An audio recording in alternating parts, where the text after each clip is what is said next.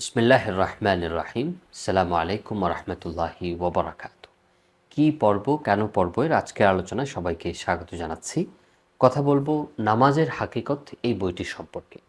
এটি লিখেছেন হযরত মাওলানা মনজুর নোমানী রহমতুল্লাহি আলাইহি এবং তিনি উপমহাদেশের অত্যন্ত উঁচু স্তরের গবেষক, চিন্তক, আলেমে দ্বীন। তার একটি অনন্য বৈশিষ্ট্য হচ্ছে যে তিনি পাঠকের প্রয়োজন এবং চাহিদা খুব সূক্ষ্মভাবে উপলব্ধি করতে পারতেন এবং সেই অনুযায়ী ইসলামের শিক্ষা, ইসলামের বিধিবিধান অত্যন্ত সরল সহজ ভাষায় বর্ণনা করতে পারতেন এবং করে গেছেন। এবং তার লেখার, তার রচনার আরেকটি বৈশিষ্ট্য হচ্ছে যে তিনি বুদ্ধিবৃত্তিকভাবে যোগের যে ভাষা আছে, যোগের মানুষের যে জিজ্ঞাসা আছে, সেই বিষয়গুলোকে সামনে রেখে ইসলামের দর্শন, তত্ত্ব কথা, মূল বিষয়টা গভীর থেকে বলতেন।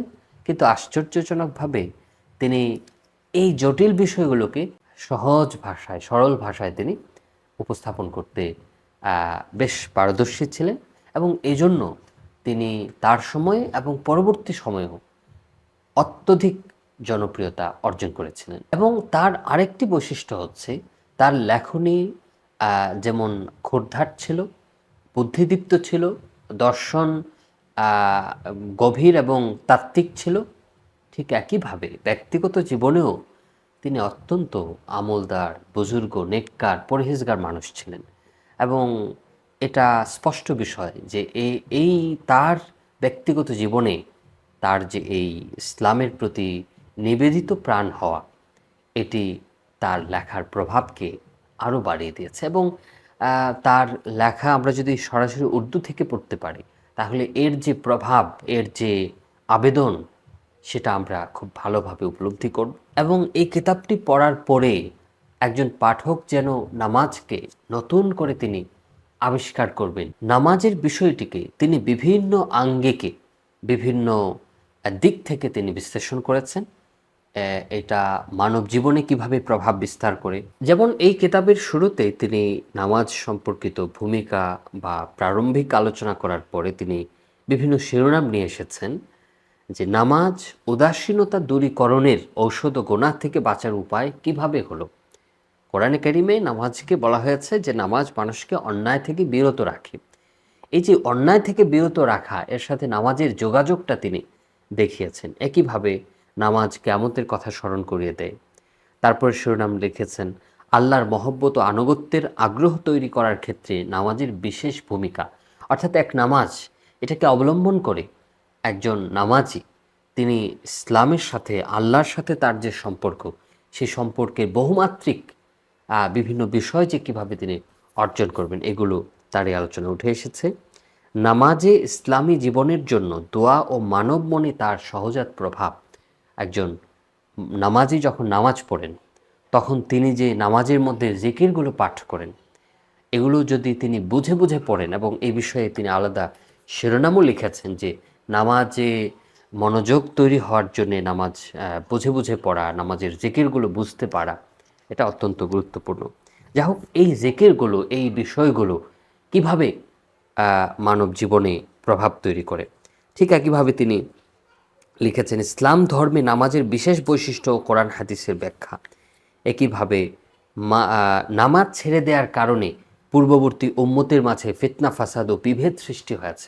নামাজের সাথে, নামাজ বর্জন করার সাথে এই যে বিশৃঙ্খলা তৈরি হওয়ার একটা সম্পর্ক, এটা ইতিহাসে কিভাবে দেখা গিয়েছে, এভাবে তিনি আলোচনা করেছেন। একইভাবে নামাজে খুশু তৈরি, নামাজের খুশু অত্যন্ত গুরুত্বপূর্ণ একটা বিষয়।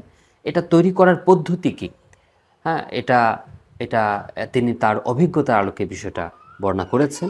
একইভাবে আমলের বাতিনি দিক, আল্লাহ ওয়ালাদের সুহবত, আমলের বাতিনি দিক পূর্ণতা দানের একমাত্র পথ। এটি অত্যন্ত গুরুত্বপূর্ণ একটি ব্যাপার যে নামাজ সম্পর্কে আমি আমি তাত্ত্বিকভাবে, তত্ত্বগতভাবে অনেক কিছু শিখলাম, কিন্তু এটা আমাকে নামাজ যেভাবে পড়ার কথা বলা হয়েছে হাদিস শরীফে, হ্যাঁ, সেটা আমি করতে পারবো না যতক্ষণ না এমন পূর্ণ নামাজি ব্যক্তির, আল্লাহওয়ালা বুজুর্গ ব্যক্তিদের সাহচর্য আমি গ্রহণ করব। লেখকের এই বিষয়ে ব্যক্তিগত অভিজ্ঞতাও রয়েছে। এবং আরেকটি বৈশিষ্ট্য হচ্ছে যে এখানে তাহাজ্জুদ, চাশতের নামাজ, তারপর হচ্ছে সালাতুল হাজাত, ইস্তিখারার নামাজ, এই ধরনের নামাজের যে আরও বিভিন্ন প্রকার রয়েছে এ সম্পর্কে আলোচনা করা হয়েছে। এই বইটি প্রকাশ করেছে মাকতাবাতুল আশরাফ, বাংলাদেশের অভিজাত একটি প্রতিষ্ঠান, প্রকাশনা প্রতিষ্ঠান। এই সংস্করণে একটি বৈশিষ্ট্য হচ্ছে যে এখানে এই কিতাবের সাথে, নামাজের হাকিকত এই কিতাবের সাথে আরও দুটি গুরুত্বপূর্ণ রিসালা বা পুস্তিকাও যোগ করা হয়েছে। আল্লামা তকি উসমানী দামাত বারকাতুহুমের অত্যন্ত প্রসিদ্ধ একটি রচনা হয়েছে, সুন্নত মোতাবেক নামাজ আদায় করুন। ছোট্ট একটি পুস্তিকা, কিন্তু আমাদের নামাজ কিভাবে সুন্নত মোতাবেক আমরা পড়ব এটি এর খুঁটিনাটি বিষয় অত্যন্ত সংক্ষেপে বোধগম্য ভাষায় তিনি বর্ণনা করেছেন। একইভাবে এই সংস্করণের আরেকটি বৈশিষ্ট্য হচ্ছে এতে বাংলাদেশের বিজ্ঞ আলেমে দিন হজরত মৌলানা আব্দুল মালিক সাহেব দামাত বারকাতুহুমের একটি প্রবন্ধ যুক্ত করা হয়েছে, একটি পুস্তিকাও যুক্ত করা হয়েছে। সেটি হচ্ছে হাদিস ও সুন্নাহ নামাজের পদ্ধতি। আমরা যেভাবে নামাজ পড়ি, আমাদের বাংলাদেশে মানুষজন যেভাবে নামাজ পড়েন হানাফি মাযহাব অনুযায়ী, এই হানাফি মাযহাব অনুযায়ী যে নামাজ পড়া হয় এর পক্ষে বা এটি যে হাদিস সম্মত নামাজ, নবীজির সুন্নাহ সম্মত নামাজ, এ ব্যাপারে কেউ কেউ বিভ্রান্তি তৈরি করার চেষ্টা করেন, অপচেষ্টা করেন। এটি সঠিক নয়, বরং আমরা যেভাবে নামাজ আদায় করি এর প্রত্যেকটার পেছনে কোরআন, হাদিস, সাহাবীদের আমল, বিভিন্নভাবে দলিল রয়েছে। এই বিষয়গুলো অত্যন্ত সংক্ষেপে, সারগর্ভভাবে তিনি তুলে ধরেছেন, বর্ণনা করেছেন।